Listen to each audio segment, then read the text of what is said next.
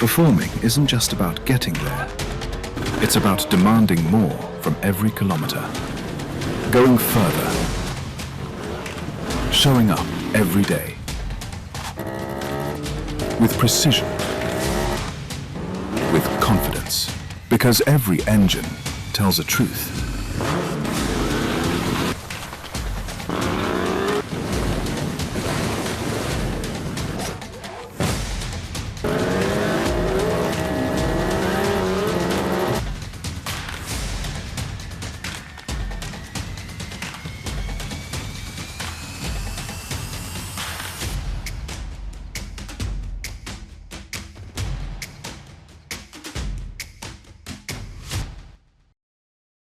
Malayo talaga siya Malayo kasi sa talaga. beauty queen, talagang tama yung sinabi nyo.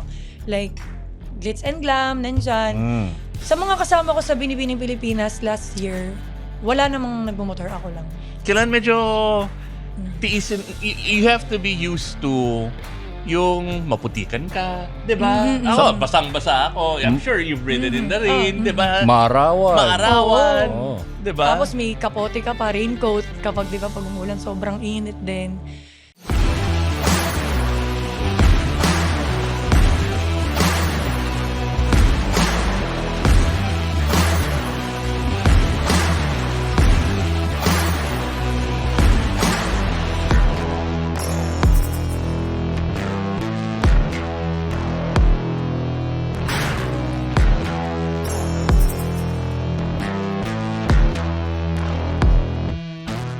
Welcome to another episode of Tunay na Riders, guys. This is King Senko, and with me is of course my wet co-host Iba Bernardo. Umuulan today. Wet kasi you. Umuulan kasi today. Which is why we're very thankful na nakarating actually yung guest natin, Iba. Oo, Santo Tomas pa. Galing pang Grabe. Santo Tomas to. Oo. Thank you so much. Thank you. Joining us is Miss Nika Dakanay, of course. Nika, pakilala ka naman sa mga audience natin. Ano nga ulit yung official title mo? Hi everyone, this is Nika Dakanay or Nix the Rider. I'm the Mutya ng Santo Tomas 2024 and the Binibining Pilipinas Batangas 2025 finalist. Wow, yung sagot niya iba, no? Parang pageant pa rin. Oo nga eh. Boses. Yung mga nagiging guest kasi namin dito, ano lang eh, mga... Ano sino-sino. yung mga tanong sa mga pageant? Ano yung pinakamahirap na tanong na tinanong nila sa'yo? Essence of being a woman, Ano, mga ano, Ano ganon. ba? Ano yung mahirap na tanong na ayaw mong maitanong sa'yo? Oo, Yun yung- yung isa yung Oo. mahirap. Anong sagot mo? Well, yung mga sinasagot Hindi, ko pero kasi doon. dapat project. Kung yung parang nasa edeplado ka. Halimbawa. Ayun, yun. Oh, sige, game. Pinakamahirap na tanong, syempre, when it comes to family. Like, syempre, yung dad ko is nawala na. So, I'm very emotional on answering that kind of question. Ganon. Kung ako yun, Thank iba. you, judges. Kung ako yun, ako yung binigyan ng ganun tanong. Ang pinakamahirap po na tanong na ayoko may tanong sa akin, yung meron ka ba dyan? Bayaran ko sa katapusan. Ako. Sasagot. Yung pinaka mahirap na tanong na tinatanong sa akin ay Oh. math. Yeah. Okay, ayoko din ng mga... Kahit sino ba naman may gusto niyan. Pero Nika, well, of course, thank you for being here. Did you ride going here? No, 4 wheels. Kaya hindi ka Matalino. basa. Yes, kasi ang lakas din ng ulan sa amin. Talaga? May bagyo ba ngayon? Wala. Wala. It's Nagpakarwash lang kasi ako. Oh.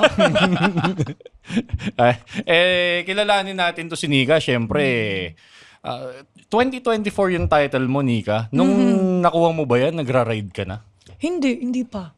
Ah. Yeah. Nag-start kasi ako mag-ride 2025. That brings me to my first question talaga, no?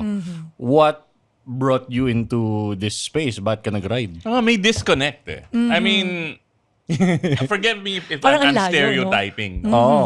Pero, yung mga naging guest namin na badass biker women, no? Sila Misteki, Yeah. sila Jet Li, di ba? Yeah. I mean, si Misteki, when the time grabe, nagpaporma. Pero sa totoo lang, she's like, hindi siya yung pageant type, right? Medyo she's badass, right? Oo. So, hindi sila yung- Businesswoman yun eh. Yung nasa stereotype ko sa mga nagpa-pageant, malayong-malayo sa mga Like- nagmomotor. Parang ako, iba ang tingin ko, glitz and glamour. Oo, ganyan, kailangan diba? naka-aircon. Sa Ayaw mainitan. Hollywood. Oo, ay, itim ako. Ayaw nang mapawisan. Oh, Diba? Sunblock ako, nakapayong, diba? so, ba't Yung mga ganun. mo natripan yung pagmumotor, Nika? Influence siya ng brother ko tsaka boyfriend ko. Mm. Yun, doon nag-start. And nagkaroon kasi ng event nun sa Motorclide. Umattend kami that time. Then, yung mga nakita ko na nag-training doon sa Motorclide is puro babae. Oh. So, na-amaze ako. Sabi ko, ay, ang galing. Paano kaya kung maitry ko yun? Kasi, lagi akong OBR before eh. So, nagkaroon ng curiosity. OBR, ano yung motor? Official back rider. Alam ko Anong motor daw? Ano yung motor? motor, yung mga scooter. Okay, like okay, PCX, okay. ganan. Mm. And, Gentleman yung boyfriend mo. okay. Hindi Kasi kung naka-sport bike, nako, mayabang yun. Mayabang, Iwanan mo na yan. okay. O kaya Raider Ay, 150. Pero kung naka-scooter, binabakride ka, medyo he cares about your comfort. Diba? Yan. Yun, doon nagkaroon ng curiosity na paano kaya kung ako naman yung mag-handle nung sa motorcycle and sila naman yung OBR ko. Si Patrick naman yung angkas mo. Tsaka kasi yung kapatid ko, kapag magmumotor siya, like kapag may pupuntahan, may time may tinatawag silang term yung nangangati daw yung kamay nila. Gusto nilang kahit short ride lang, makalabas, ganun. Tanggal kate. So sabi ko, ano yun? Ano yung mga term na yun? Bakit nila nararamdaman? So nung natry ko siya, ngayon nararamdaman ko na rin. Baka magkakapera sila, nangangati ng palad. Hindi lang naligo yun. Pero wala kang ano. I mean, we were asking you, can we use this picture? Can we use this picture? The personality of someone who goes into the pageant scene and is successful. Again, may commonality ba? I mean, like, saan nag-overlap ng yung character ng rider at saka yung character ng Beauty queen. beauty queen. Well, kung iisipin, talagang malayo. Oo. Diba? May mga ibang kapwa mong beauty queen na rider, di ba? Ang nakita ko lang sa Binibining Pilipinas is si Herlin. Yes, si Herlin. Siya. Yung kasabay mong Si Herlin, iba naman yun eh. actress yun Diba? eh. Hindi naman yun ang standard na template ng beauty queen. Pero nanalo siya sa Binibining Pilipinas. Oh, Herlin, kung napapanood mo to, mag-guest ka naman dito. Ako yung isa sa nagturo rin sa Bridgetown. Tapos ito yung kabatch mo, si Iba. Ayun. Oh, go. Yun, malayo talaga siya. Malayo Kasi talaga. sa beauty queen, talagang tama yung sinabi nyo. Like, glitz and glam, nandyan. Sa mga kasama ko sa Binibining Pilipinas last year, wala namang nagmumotor, ako lang. Kailan medyo tiisin, you have to be used to yung maputikan ka, di ba? Ako, basang-basa ako. I'm sure you've ridden in the rain, di ba? Maarawan. Maarawan, Oo. di ba? Tapos may kapote ka pa, raincoat, kapag di ba pag umulan, sobrang init din. So, siguro kasi gusto ko lang din mag-explore. Like, aside sa ginagawa ko, like, out of my comfort zone, habang bata pa, try lang ng try, ganun. Correct, Ano mga correct. opportunity na dumadating para wala akong pagsisihan sa huli. So, from 2024, di ba nung nakuha mo yung title mo as Binibining Pilipinas from Santo Tomas, kailan ka nagsimulang mag-ride? Parang 1 year yata yan. March 2025. Wow, tandang-tanda ko pa yung date. Yeah. Rekta training na yon o sa kalye muna? Sinubukan mo muna? Rekta training na dun sa Tama. Motorclide. Wow. Smart person. Oo. Nagkotse papunta dito. Nag-training muna bago magmotor. Oh. How was it nung training? Like, nahirapan ka ba? Kasi, manual ba? Automatic? Anong ginawa mo doon? Doon ako nagulat kasi Parang nag-acting si King. Parang hindi siya assistant coach kila Motorclide. Parang hindi mo alam kung ano yung mga... Kasi hindi ko alam. Baka pero ganun wala pala? wala ka ng day one ko eh. wala ako noon. Wala ka Hindi ng ko alam day kung one ko. nag-scooter ba siya o nag-big bike siya agad. Di ba? Big bike. Big bike agad. Oo, si Coach Clyde yan. Oo, challenge Coach Clyde. yourself. Anong motor yun? Harley Davidson Street 750. Yun agad yung pinagamit sa... Yung lagi ko binburnout. Yung red. Ano yun? Yun. Warrior na motor yun. Binaksak ni Grace yun yung wife ko Noon nakita tayo sa Clyde. Motor Clyde. So, mahirap siya nung una. Kasi, ang advantage ko lang, maalam ako mag-bike, yung bicycle. So, maalam ako mag-balance, ganan. Pero sa motor kasi, mabigat. May Para dun timbang. Sa, di ba, sa Harley Davidson 750. So, si Coach Shannon yung unang nagturo sa akin nun. Pero feeling ko, hirap na hirap din si Coach sa akin nun. Bakit? Kasi sabi ko, tinatawag ko si Ai. Puro ako Ai. Kasi parang hindi ako medyo nakikinig sa kanya kasi ang nag-overthink ako na baka tumaob, baka mamaya magalusan ako. Feeling ko kasi kapag nangyari yon, baka mamaya ang mangyari sa akin mag-end up na mas ganahan ako, mas ma-inspire ako na, ay hindi, itutuloy ko. Or trauma yung mangyari. Kaya may it pag-iingat. could go either way, kumbaga. Wait, may tanong rin ako. Before you decided to go into pageants, gaano katagal? And what did you do to prepare? I'm trying to understand yung mindset nito Kasi competitive yan Student. Diba? Balik tayo, student ka pa lang, di ba? Tapos, binabalak mo sumali sa pageant. What's the thinking? So, katulad yan, high school ako, di ba? So, hindi ako yung literal na, nakikita nyo ngayon, I'm 70 kilograms that time nung high school. So, parang malayo din kung titignan nyo na magpa-pageant ako. Pero meron kasi akong teacher na nagpurso sa akin. Si Miss Tolentino, hello, Miss Tolentino. Kung nandyan ka man. Siya yung kumbaga. Yan, nagpurso siya sa akin noon na sabi niya, Nika, if i-continue mo na try mo mag-diet, ganan, magpa-fit, healthy, para kasing nakikita namin sa'yo kasi may height ka naman, na mag-pageant. And then 2017, I started yung sa maliit na pageant lang sa barangay namin. Mahaguyog. So festival siya sa amin. Ended up, top 10 ako nun. Kasi hindi ko nasagot ng ayos yung question sa akin that time. Ano yung tanong sa'yo? Natatandaan mo pa? Hashtag kasi siya pero hindi ko na ganung natandaan. Nasagot ko siya pero parang naghalo-halo. So wala talaga akong training nun. Parang sumabak lang ako na gusto ko lang itry. Naniwala ako sa teacher ko. Then after 2017, doon ako bumalik ng 2024. So ang tagal. Ilang years. May 7 years. What did you do? Like, for those 7 years, were you preparing? Were you doing things? Or hindi naman? Parang, may opportunity Naglulus ka ba ng weight noon, yung mga time na yun? Nung 7 years na yon, sa una, syempre, isip muna ng aral, ganan, focus muna. Pero dumadating din sa time or naiisip ko na, what if yung mga Masakit nambulis... ba sa'yo na natalo ka? Na parang, I will win the next one. 7 years na training ka, di ba? Oo, Yung ganon. masakit kasi ang dami kong naririnig nun na, ay, ganda lang yung mga ganon. Yung mga ganon sa mga... So may character development. Oo, sabi nila, ay, ganda lang pala tsaka matangkad. Parang hindi niya kayang sumagot ng mga questions. Pero cum laude ka, di ba? Yes po. Oh, siyempre So- masakit. So she's really competitive no matter what you get into. Hindi mo pwedeng Kailangan ikaw yung manalo. Hindi Okay. siya magpapahuli. kumbaga. Okay. So talagang nasaktan ako nung time na yon. So ang ginawa ko nun, Sinapak mo? Hindi, joke. focus lang ako Baka- sa... Yung barangay. Pila kayo. Pumila kayo isa-isa.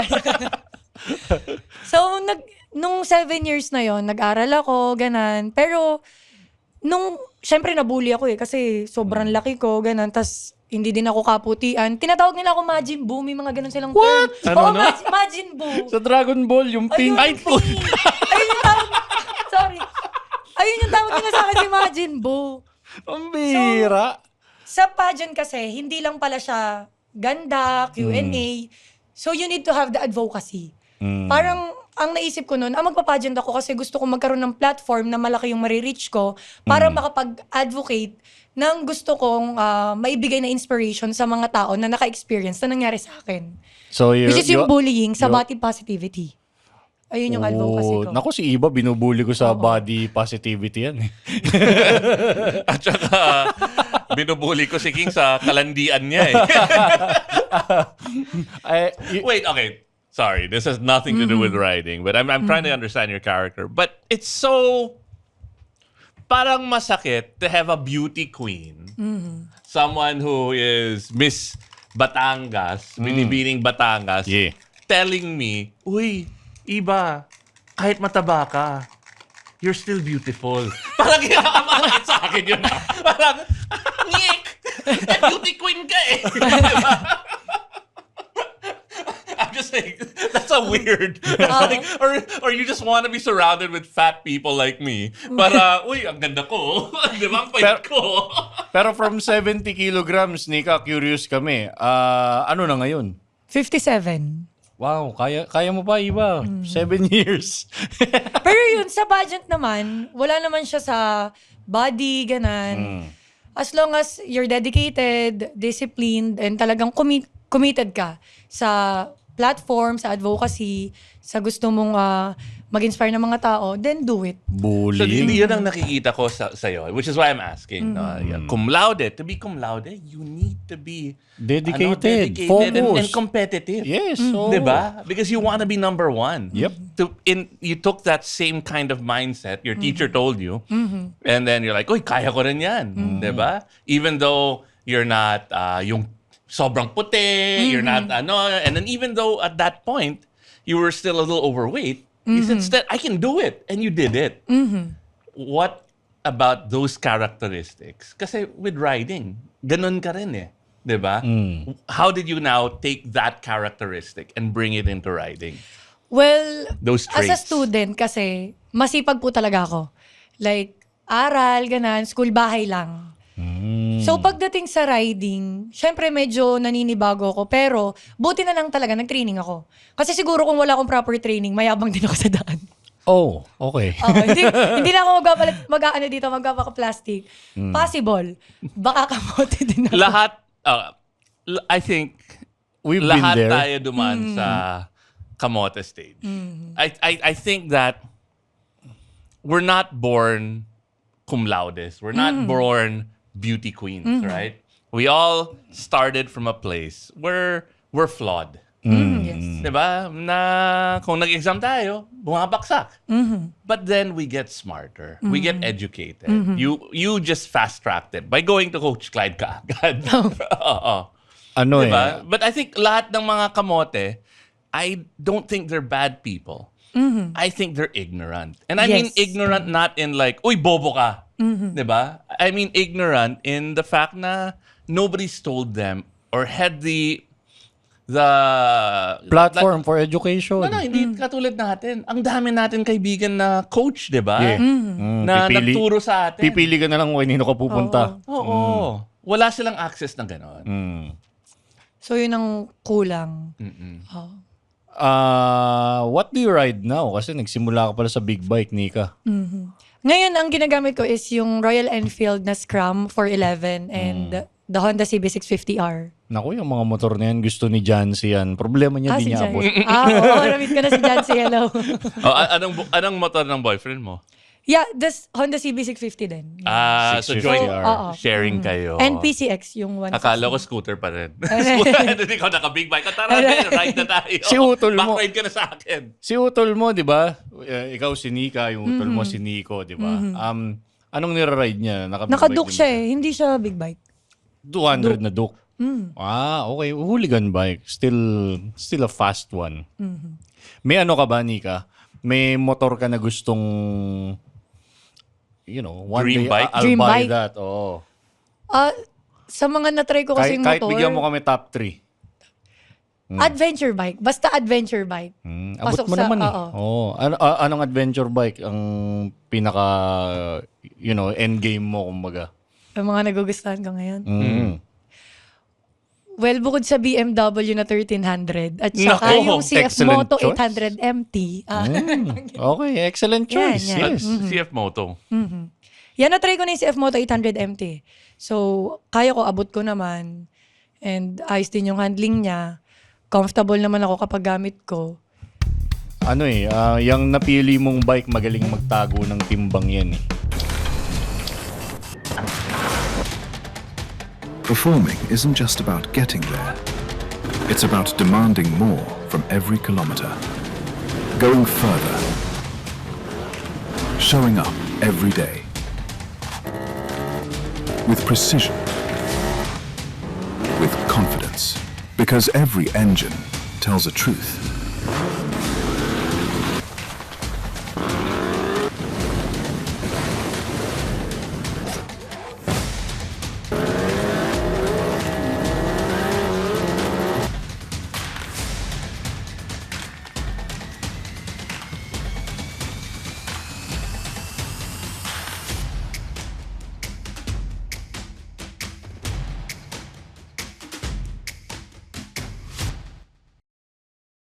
feeling ko from cum laude to pageant to CF Moto Off-road team? MT Challenge competitor. Feeling ko matatalo siya and then next year Babawi. siya sa Spain. Babawi ako. Ganun lagi yung journey ni Nico. May dip tapos biglang. Oo. Sa riding naman, Nika, 'di ba sa Motor Clyde meron tayong road training, meron ding off-road. Natitripan mo bang mag-off-road din? Pag may mga off-road training sa Motor Glide, may time sumasama ako. Pero yung basics lang talaga yung nagagawa ko. Kaya mo yun. Yung mga slide sa tubo, tsaka yung yung Ayan sa yung mga ruts. yan yung nilulook forward ko. Nabanggit ko na yun kay Coach Clyde. Sabi ko, Coach Clyde, kapag may time na and available, well, try na natin mag-training na. Meron akong binidyo ng classmate ko dun sa Motor Cursusen. May kwento ko lang iba, no? Yung Dutch na coach natin. Yeah. Binidyo ko nung isang kaklase ko, sinend kay Moto Chismis. Dinaanan ko yung tubo na gano'n. Nag 1 million views yata kay Moto Chismis yung ginawa ko na yun. Tapos ang sabi nung iba, kamote raw ako. Hindi nila alam training yun. At saka sa putik yun eh. Hindi naman sa kalsada mo. Hindi I mo na know. sa EDSA sa bangketa then gumanon ka, di ba? Putek at may damo-damo pa, di ba? Pambihira. Sabi ko sa'yo, ignorant. Maraming ignorant. Kahit yung mga anti-kamote, ignorant rin. Yung gusto mong bike na yon, halimbawa 1300 GS, excellent bike. Tsaka yung yung CF Moto, would you take it sa ngayon Will you take it off-road? Tingin mo confident ka na? Kulang pa yung skills ko. So, more training pa din, saka okay na. Pero kung basics lang din naman, yung mga nagawa ko sa Motor Glide, ganan, pwede, okay. Ano lang naman dyan, hirap lang sa off-road pag umulan actually. Nagiging madulas eh. Curious, since yun nga, kaya mo nang mag-off-road, at least the basics, tapos kalye, you seem to be fine. Sana yung pinakamalayo mo naman narating on 2 wheels? On 2 wheels, nung nasa Bicol ako. Ikaw yung nagra-ride Oo, ako nung nasa Bicol ako. Nag-ride ka to Bicol. Pero hindi ako nag-ride papuntang Bicol. Like, okay. yung work ko kasi, sa Bicol-based. So, pinadala ko ng company namin sa Bicol. And may nakilala ko doon, sina Attorney Melissa. Hello, Attorney Uy, Melissa. Attorney Melissa. Yeah. Good friend din siya ni na Coach Clyde. Yes. So, may mga motor sila, tas pinagamit nila ako doon. So, while staying, working, nag-enjoy din ako. Bigla mag-ride sa Bicol. Yung CLC ba yan, yung nagamit mo ni attorney? Hindi. Ang napagamit niya sa akin is yung Rebel. CF Moto 450 MT. Okay. Yun. From Albay going to Camarines Sur. Ayun yung Uy, that's ang ganda ng mga curves doon. Nice route. Oh. Mabait naman yung motor. Hindi naman niya ako Sobra. pinahamak. You can't get friendlier than the 450 May ganun si MT. Ibay. Any dream destinations pa? At least locally. Local muna tayo. May dream destination ka ba? Ito, siguro social algorithm na din. Lumalabas lagi yung Benguet. Kasi chinecheck ko siya eh. Benguet Loop. Mga ganun, Benguet Loop. Natry ko na po Baguio. yan. No. Oo, sarap doon. Pro tip pag doon. Baon ka ng syempre kapote. At saka huwag ka gumamit ng Indian, ng ginamit mo? Indian Scout. Huwag ka gumamit ng Indian Scout. Huwag ka mag-cruiser. 450 MT ka. Okay.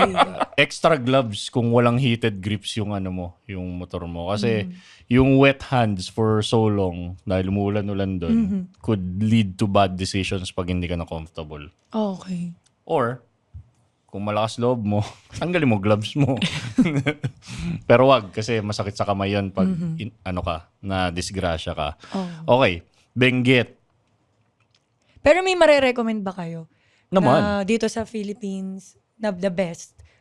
The best route I've ever gone on. Dito sa Luzon. Mindanao talaga. Dito sa Mindanao. Luzon, yung Aurora. Pagka problemado ako, Nika, Baler. at nakamotor ako, yes. Sarap magmotor dyan. Di pa kulaw, inuuwian ko lang yan. Ilang oras yun? From It's not here? too far. Tatlo? Yeah, about 3 hours. Pero, Yung twisties doon, sarap. through General na car, they're building a road straight to Bago yan. Baler. So you go up Marilake, then General na car, and then Baler ka na. Ano yun? Infanta to Nakar, tapos Baler na. Malulup mo na siya ngayon. Dati wala yun. Hard off-road yun. Why it's good? Kasi nakapag-highway ka, hanggang at least hanggang San Simon, Pampanga. From you, edi nag-SLEX ka, nag-Skyway ka, nag-NLEX ka. Tapos magbabayan-bayan ka lang ng konti sa Nueva Ecija. Okay. Pag tagos mo nung bayan ng Rizal sa Nueva Ecija, yun na yun, twisties na yun, pa Aurora. Para kang nagmarilaki na walang dumadaan na kahit ano. Tapos pag nandun ka na, beach. Malakas nga lang yung alon. Doon nalunod si yung basketball player. So, going back to another level up thing that riders do. So when I started riding, nag-loop kami, 6,600 kilometers. Wow. Parang Buong Pilipinas yun ginawa niya. Gina-judge ko pa yung mga ibang rider na hindi mo dadalin sa Naroro, sa ano. But the older you get, you realize that time is so much more important, right? And you want to do the activity. You want to go to the destination. So yung ginawa mo in Albay, that makes so much sense because the whole route from here, Quezon, ang haba ng Quezon, puro bayan, pare. Sus Diba? mio, yung Lopez Quezon, basag-basag yung daan doon. Mabebengkong lang yung motor mo. And then ano yung sa seaside part, yung kaibigan ko yung mayor doon. It only opens up lampas ng Bitukang Manok. Ano yan? Yung San Jose Partido ba yan? Anyway, so basta the point is, going to Bicol, you're gonna spend one day na puro bayan and highway. 10 oras, ganyan. Nagbabiyahe ka lang, pagod ka. And then you get the good stuff. Mas okay yung nandun na yung bike. Nasa Bicol na. Nasa good stuff ka yun. na, di ba? That makes sense. So if you're gonna ride in Mindanao, I suggest Bukidnon. same thing, di ba? Bukidnon, Well, sarap Bukidnon, doon. pwede may ride yun. Kasi, anong tawag doon? Esitex, may highway na And then it opens up, di ba? Pero the other areas, mag-rent ka na lang ng motor, Ng motor, doon. okay. Oh, Mas better internationally, pala Nika, meron ka bang international destination na, eyeing one day, mag-ride ako dyan? Kalokohan. Sila Mark, lumipad kahapon. Oh. They're in the Himalayas now. Wow. Hulaan mo kung ilan sila. Ilan po sila? Hulaan nyo. 5? 5 is a logical number, right? 5 is a good group, di ba? Oh, kasi pag ganyang biyahe, iba yung sobrang dami nyo, nakaka-stress na And every single, optimal ride for me, if I'm gonna go far, 3 people. Optimal sa akin, pag Optimal, malayo, oo. 1. Ako lang. Ikaw lang. Well, Para wala ka nang... kasi para may safety, di ba? Kung may, Recovery, ganyan. 3 people is the optimal. If something happens, one person stays with you, the other can go for help. 3. 32. Huh? 32 sila papuntang Himalayas. Ang dami naman ng budol ni Mark Sung. Ang daming nabudol. Pili ko, binabayaran na siya ng Department of Tourism ng, ng India 32 is ridiculous, man. Yung ganon, alam mo ba, pag local rides, dinidivide na yan sa 3 o 4 para manageable. Kasi pag ganon, ang habang convoy nun. Oo. Then you're multiplying the things that could go wrong exponentially. Every single bike that you add. Diba? So, I don't think you'd ever finish a long ride na 32 kayo. Sana pag uwi Diba? nila, magkakaibigan pa sila, no? O yun, kung ikaw, Nika, may international destination ka bang gustong marating on 2 wheels? At saka anong motor yung dadalin mo dun? Gusto ko yung maraming mountain May mountain views. Tawag Ayun. tayo kay Mark. Mark, Ayun na yun. pwede pa ba? Sir Mark, dapat message mo. May susunod, wait lang. Pwede mo ba sumunod? Perfect yun. Ayun. Di yung mga tipong yung mga Turin Pass sa Italy, ganyan, yung mga... Sa UK may nakita din ako, nalimutan ko lang yung... Naku, marami doon, maraming mabundok sa Japan UK. is actually beautiful riding. And then for days, you can circle around Mount Fuji lang. And Ano kita nga mo. yun, iba yung famous pass sa Italy, yung pag ganun-ganun. Stelvio. Stelvio Pass, yes. Stelvio? Stelvio. Stelvio. Oo, malupit. Sige, yun. check ko yun mamaya. Pero ano yun? Yung Stelvio, Brutal yun Laging hairpin turn yun. it's not fun. Ang Diba? dami- Kasi wala kang speed Ang dami natutumba doon. Ano talaga? It's beautiful. But it's just extreme. Like, Tingnan mo to, Nika. Halimbawa itong mga burrito natin from Army Navy. Okay. Yung isang kalye, nakaganyan. Literal ganyan yung incline. Yung next mo, nakaganon. No? Parang Taas. parang bitukang manok. Na, Pero mas malala. Unlimited bitukang manok. Wala ngang speed, no? Wala. Tapos yung mga photographer nandun sa bawat kanto. Pipitikan ka muna bago ka tulungan pagka natumba ka doon. Tapos kapag natumba kami, videohan ka muna. Oo, pero iba yung mga kamote, iba yung mga iba yung mga Marilake pitikeros Okay. natin dito versus doon. Okay. Iba, may question ka pa ba? Dahil kung wala ka ng question kay Nika, pwede natin siyang tanungin na ng tunay na rider question, pero may regalo muna tayo sa kanya. Oo. Wait, sandali. May tanong pa ba? Cum laude ka eh. What's a good question to ask you? Wag po. Obviously sa school pare, teamwork yung mga kami. Tulong-tulong. Yeah, ganun din po sa amin. Tulong-tulong. Anong course mo, Nika? Curious kami. Bachelor of Science Business Administration, major in Marketing Management. Swak na marketing. swak. Marketing. So she's brand building, pero instead of doing it for others, she's doing it for herself. Sa page She niya. is the product. Well, on a side note, sobrang palagi ko nakikita yung mga post mo, either motor or RC. Yeah, RC. Shoes! Haven't you Shoes. seen?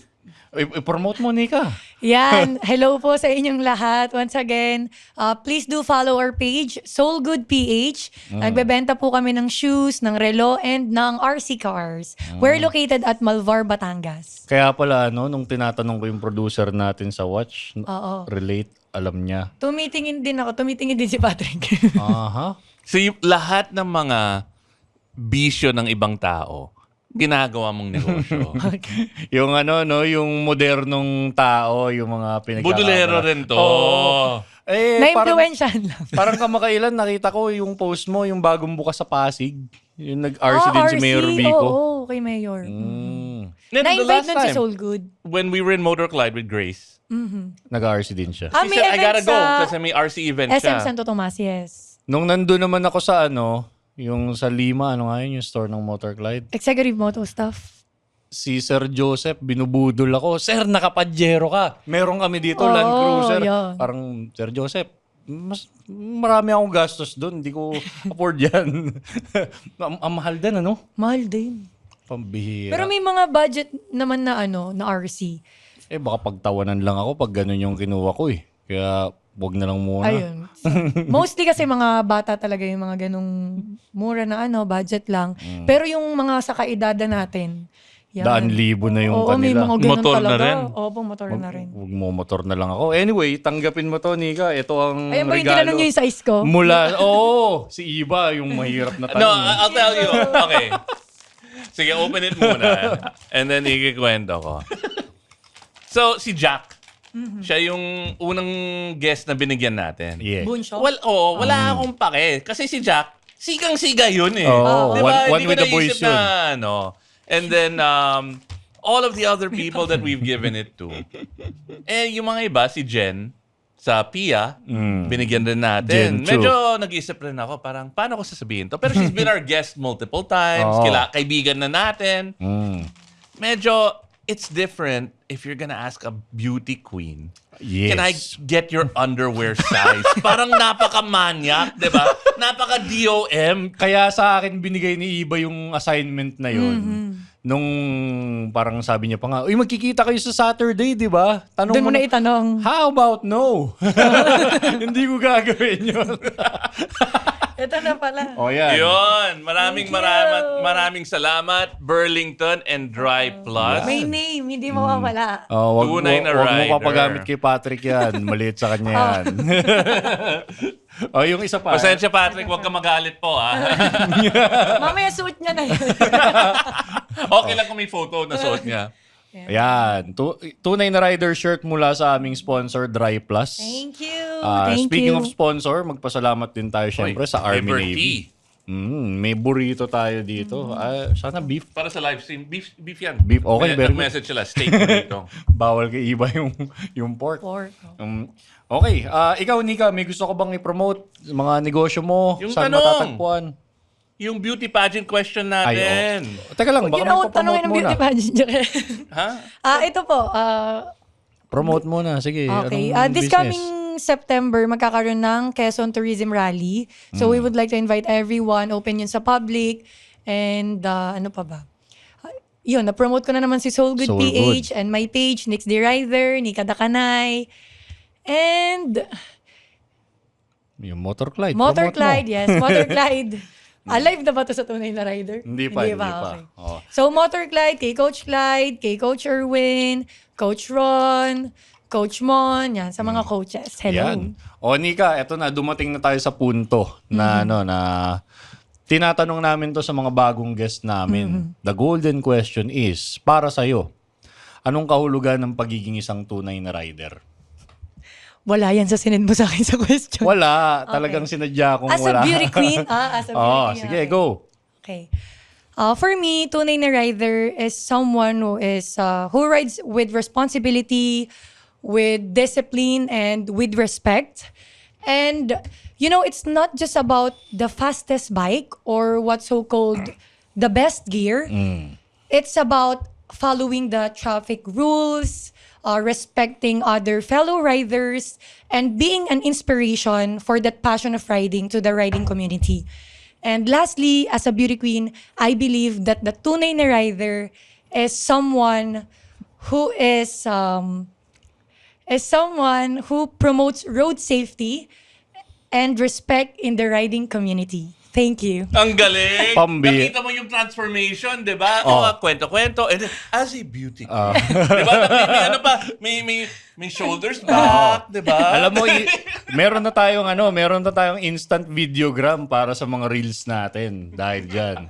Okay, maraming salamat sa pagtutok sa isa na namang episode ng Tunay na Rider. Next week, abangan nyo kami.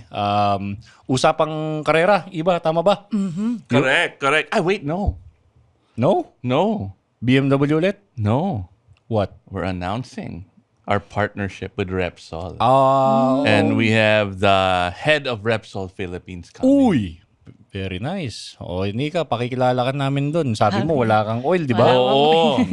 Ngayon, Johnson's baby. Hindi, Repsol Motor Oil. Yan, abangan nyo next week yan, yung episode namin na yan. Siyempre, maraming salamat muli sa mga sponsors namin.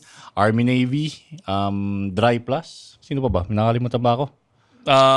Ride United, WWR, Cardo, Pop Sockets. Ang ganda ng bagong Pop Socket.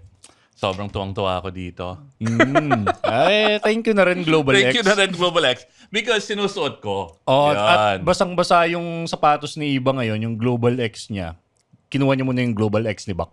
Susuot niya muna kasi tuyo. Maraming salamat rin, Jeff, para sa tsinelas mo. I'm wearing it now sa show. Ayun, okay. Okay, so ride hard, ride safe, and ride beautiful.